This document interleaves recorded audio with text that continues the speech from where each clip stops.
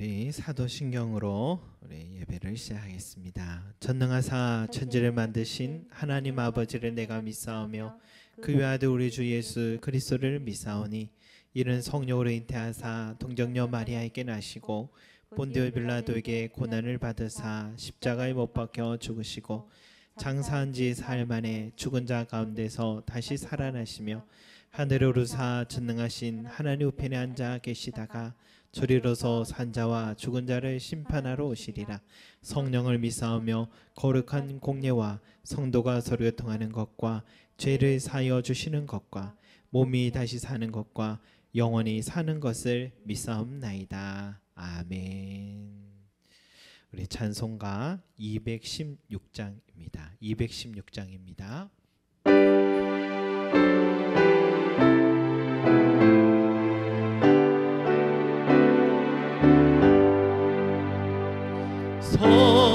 성자의 귀한 몸 날 위하여 버리신 그 사랑 고마워라. 내 머리 숙여서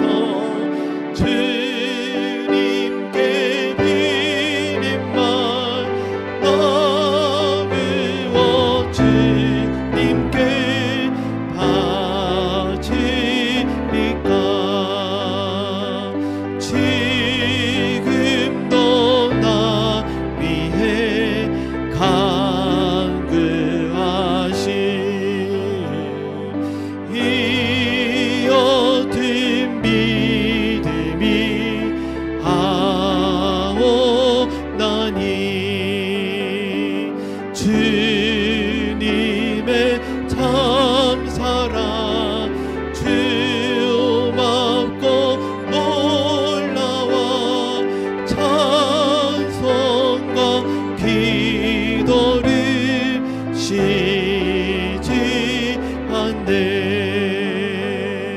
주님의 십자가 나도 지고 신실한 믿음과 마음으로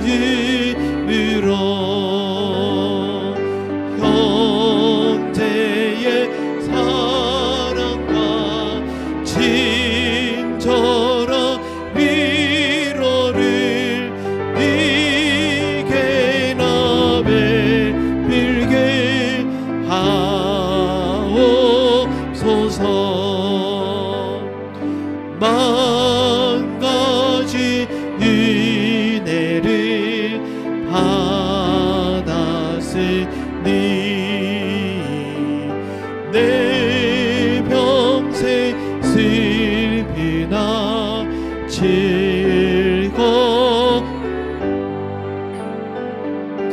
이 몸으로 전히 주님께 바쳐서 주님만 위하여 늘 살겠네. 아멘.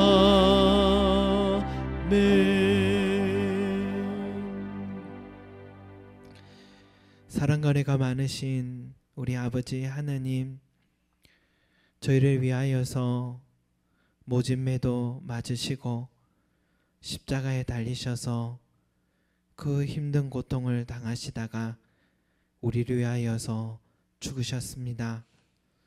그 모든 것이 우리를 위한 것인데도 우리는 그 사랑과 그 은혜를 감사하지 못했고 감사하고 찬송하지 못했던 저희들의 모습입니다. 주여, 오늘 다시 한번 주님의 말씀 앞에 서서 주님의 희생과 그 은혜를 묵상하게 하여 주시고 우리의 영의 눈을 뜨게 하여 주셔서 그 큰 사랑을 깨닫는 자 되게 하여 주셔서 그 은혜가 어떤 것인지 그 사랑이 얼마나 큰 것인지를 이제는 늘 하나님 앞에 찬송하고 우리도 그 은혜 받은 자로서 살아갈 수 있는 자들 될 수 있게 축복하여 주시옵소서. 오늘도 이 하루도 주님을 묵상하며 나갑니다. 깨달음 주시고 말씀 붙들고 이 하루도 승리하며 나갈 수 있게 도와주시옵소서. 감사드리고 예수 그리스도 이름으로 기도드립니다. 아멘.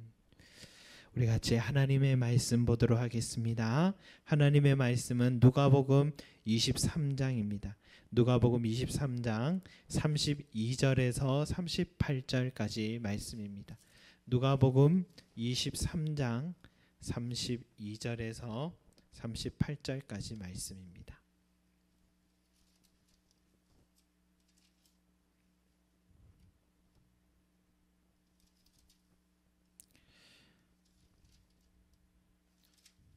우리 같이 찾으신 줄 알고 제가 한 절 또 여러분 한 절 우리 교독하도록 하겠습니다. 또 다른 두 행악자도 사형을 받게 되어 예수와 함께 끌려가니라. 해골이라 하는 곳에 이르러 거기서 예수를 십자가에 못 박고 두 행악자도 그렇게 하니 하나는 우편에 하나는 좌편에 있더라. 이에 예수께서 이르시되 아버지 저들을 사하여 주옵소서 자기들이 하는 것을 알지 못함이니이다 하시더라. 그들이 그의 옷을 나눠 제비 뽑을세. 백성은 서서 구경하는데 관리들은 비웃어 이르되 저가 남을 구원하였으니 만일 하나님이 택하신 자 그리스도면 자신도 구원할지어다 하고 군인들도 희롱하면서 나와 신 포도주를 주며 이르되 내가 만일 유대인의 왕이면 내가 너를 구원하라 하더라. 그의 위에 이는 유대인의 왕이라 쓴 패가 있더라. 아멘. 여러분 그린 마일이라는 영화가 있었습니다. 오래전에 봤던 감동적인 영화였습니다. 그 속에는 지금부터 한 80여 년 전 미국의 사형 제도에 관한 그런 자세한 모습이 나옵니다. 그 당시에 사형수들은 정교의자에 앉아서 손발이 묶인 채로 머리에는 전깃줄이 달린 철모자를 또 씁니다. 그 모자를 통해서 2분 정도의 시간 동안 전류가 흐름으로 사형수는 감전사로 사형을 또 당하게 됩니다. 그런데 그 영화에서 알게 된 것은 그 전기 모자를 쓰기 전에 그 속에 물로 적신 스펀지를 넣어두는 것입니다. 왜냐하면 전기로 살이 타지 않고 전류만 흐르는 것으로 또 고통을 덜어주며 죽게 하기 위해서였습니다. 그것은 사형수에 대한 마지막 예우였습니다. 또 사형이 집행되는 어떤 나라에서는 사형수에게 그가 원하는 마지막 식사도 물어보고 그가 어떤 메뉴를 원하든지 그 원하는 메뉴를 꼭 만들어서 또 준다고 합니다. 원하는 것이 없다 해도 가장 근사한 식사를 마련해 준다고 합니다. 극악무도한 사형수지만 그의 마지막 생명을 잃는 순간에는 인간적 예우를 하는 것입니다. 오늘 예수님도 사형수로 십자가를 지고 골고다에 오르셨고 십자형을 받게 되었습니다. 그런데 예수님의 이 마지막 죽음의 순간에 한 인간의 죽음에 대한 엄숙함이 그 주변의 사람들에게는 전혀 보이지 않습니다. 극악무도한 살인자에게도 이런 예로를 베풀었는데 아무 죄 없는 모함으로 사형수가 된 예수님에게는 최소한의 인간적 예우란 존재하지 않았습니다. 오늘 말씀에 예수님께서 어떤 대우를 받으며 십자가형을 받고 계시는가를 말해주고 있어요. 첫째는 두 행악자가 함께 사형을 받고 있습니다. 두 행악자는 강도였다라고 합니다. 바라바와 같이 나라의 독립을 위해 활동한 열심당원이었다는 설도 있습니다. 단순히 강도였다면 이렇게 십자가형이라는 극형에 차지는 않았겠죠. 열심당원일 가능성이 높습니다. 그들은 남의 것을 탈취하는 일도 살인하는 행위도 서슴지 않았던 사람인 것 같습니다. 그래서 두 행악자는 로마의 입장에서는 반역자였고 살인자였기에 사형을 언도받은 것 같아요. 그러나 예수님은 누구를 살인한 적도 없고 남의 것을 탈취한 적도, 로마에 맞서서 반역한 행위도 없었습니다. 그런데 오늘 그들과 함께 나란히 십자가형을 받는다라는 것은 예수님의 입장에서는 그 악한 범죄자들과 동일한 취급을 받고 계신 모습이다라고 할 수가 있겠습니다. 두 번째, 이제는 서서 구경하는 백성들의 모습입니다. 방관자의 모습이죠. 우리도 여론조사를 보면 잘하든 못하든 한결같이 그 당을 지지하는 사람들도 있지만 무당층 사람들도 있잖아요. 이쪽 저쪽 항상 힘겨루기를 하는데 결국은 이 무당층 사람들이 어느 쪽으로 쏠리느냐에 따라서 정당이 선거 결과에 승리하게 되죠.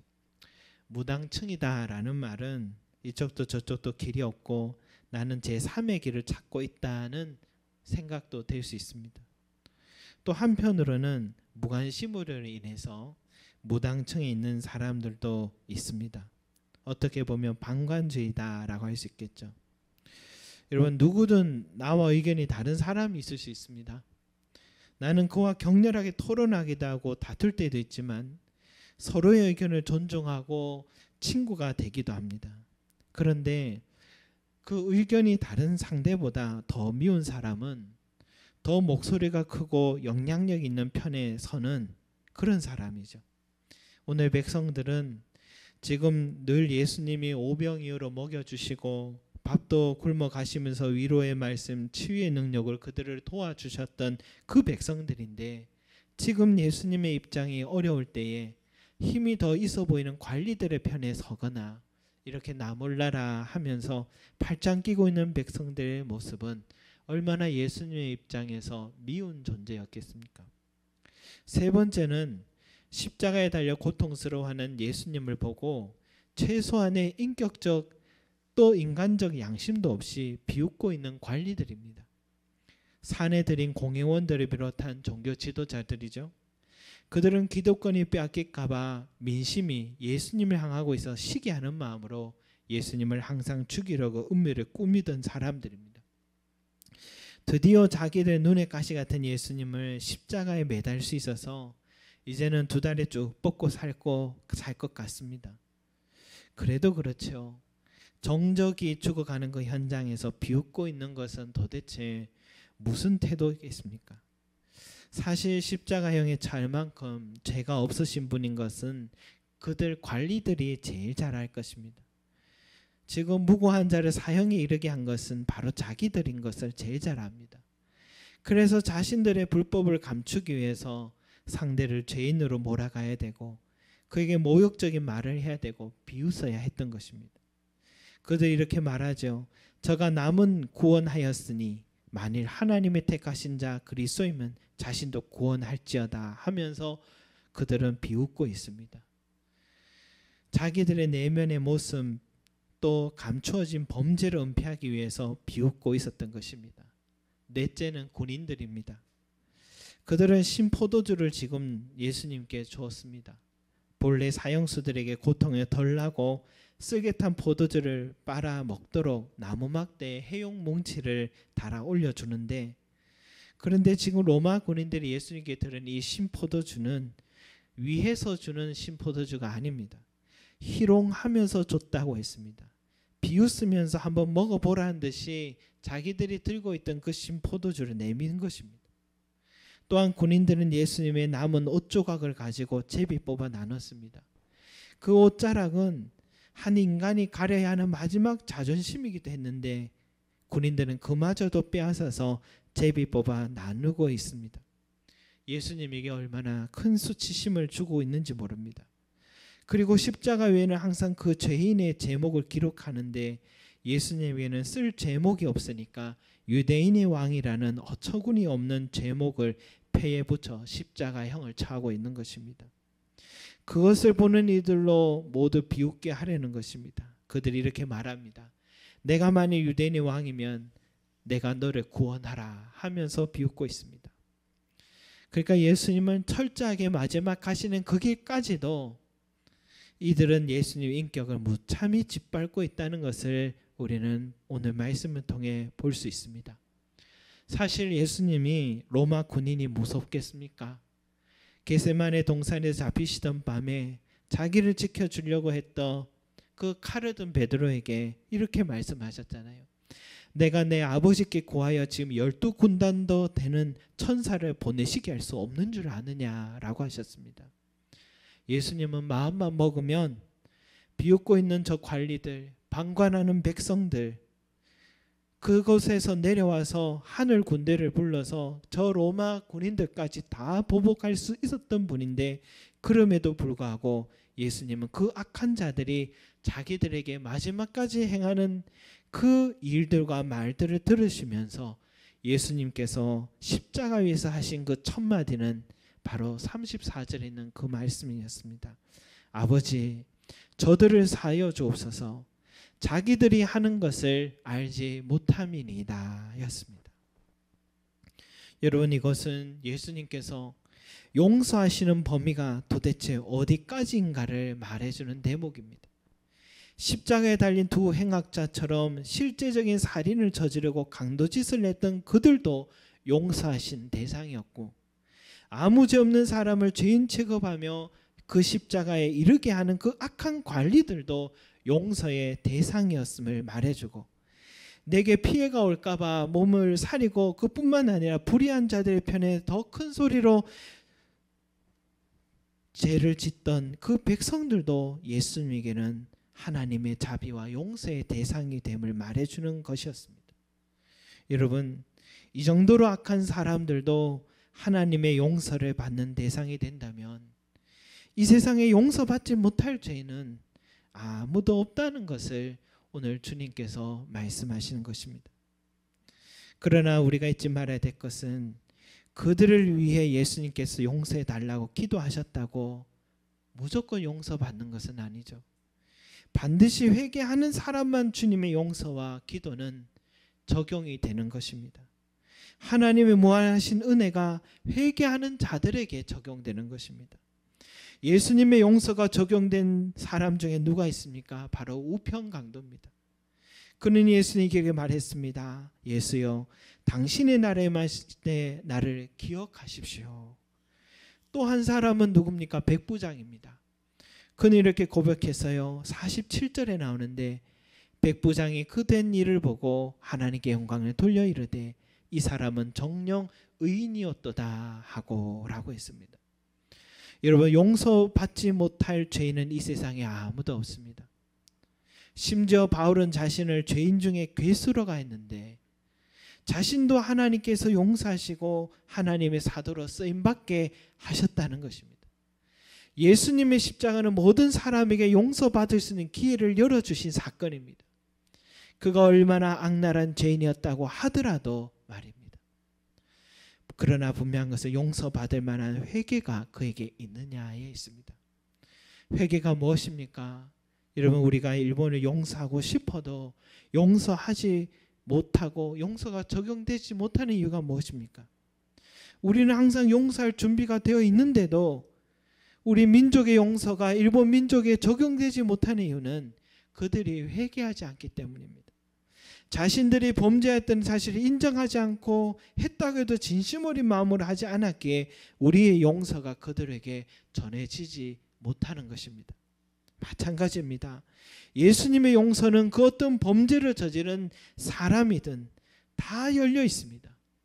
그분의 무한하신 사랑은 나를 죽이라고 외쳤고 방관했던 백성들, 좌우편에 살인한 강도들, 강경 관리들도, 무자비한 로마 군인들도 모두 다 용서하신 사람들입니다. 그러나 그 용서가 적용되기 위해서는 그가 회개를 해야 되는데, 백부장과 우편강도 같은 진심 어린 회개가 있을 때 예수님의 무한하신 사랑은 그들의 삶에 스며들고, 예수님의 무한하신 의가 그들의 영혼에 의롭게 만들고, 예수님의 부활의 생명이 그 회개하는 사람에게 적용되어서 주님과 더불어 영생을 얻게 되는 것입니다.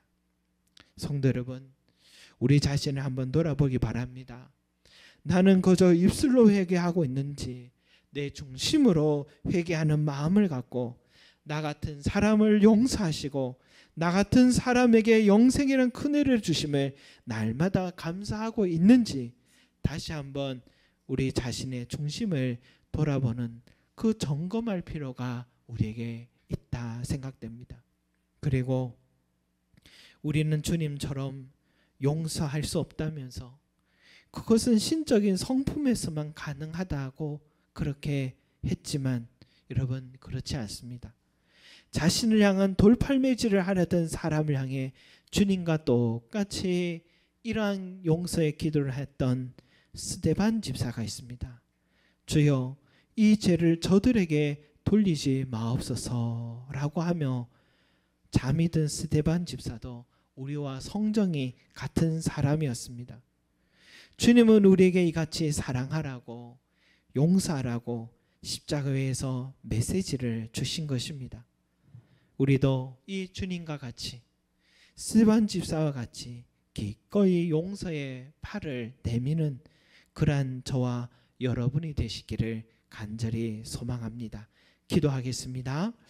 사랑과 은혜가 풍성하신 아버지 하나님, 그 사랑이 얼마나 크고 그 사랑이 얼마나 깊은지 오늘 주님의 십자가 앞에서 하신 그 첫 말씀에서 다시 한번 깨닫습니다. 우리의 성품으로는 도저히 용서할 수 없는 사람들인데도 주님은 그들을 향해 용서의 은혜를 구하셨습니다.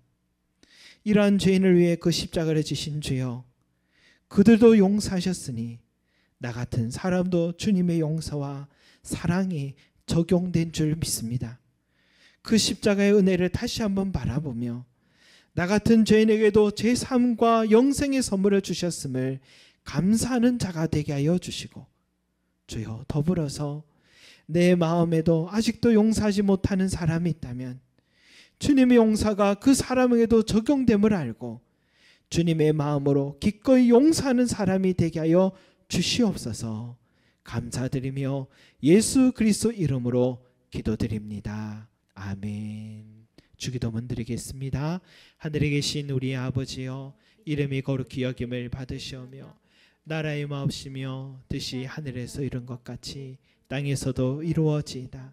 오늘날 우리에게 일용할 양식을 주옵시고 우리가 우리에게 죄전자를 사하여 준 것 같이 우리의 죄를 사하여 주옵시고 우리를 시험에 들게 하지 마옵시고 다만 악에서 구하옵소서. 대개 나라와 권세와 영광이 아버지께 영원히 있사옵나이다. 아멘.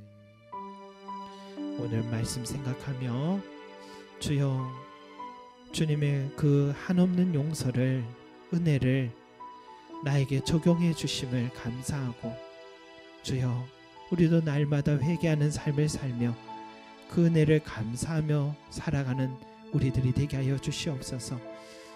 때로는 우리가 연약하여 넘어지더라도 또 주님의 그 용서는 내 삶에 적용됨을 알고 믿음으로 달려가는 우리 되게 하여 주시고, 또 우리도 용서하지 못하고 있는 사람이 있다면 주님의 용서를 기억하며 우리도 스데반 집사와 같이 용서하는 삶이 되게 해달라고 우리 이 시간에 잠시 묵상하며 우리가 나아가고 오늘 하루도 달려가도록 하겠습니다. 기도하겠습니다. 하나님 아버지여, 우리에게 이러한 은혜 깨닫게 하여 주시옵소서. 주님의 그 사랑을 깨닫는 나의 삶이 될 수 있도록 은혜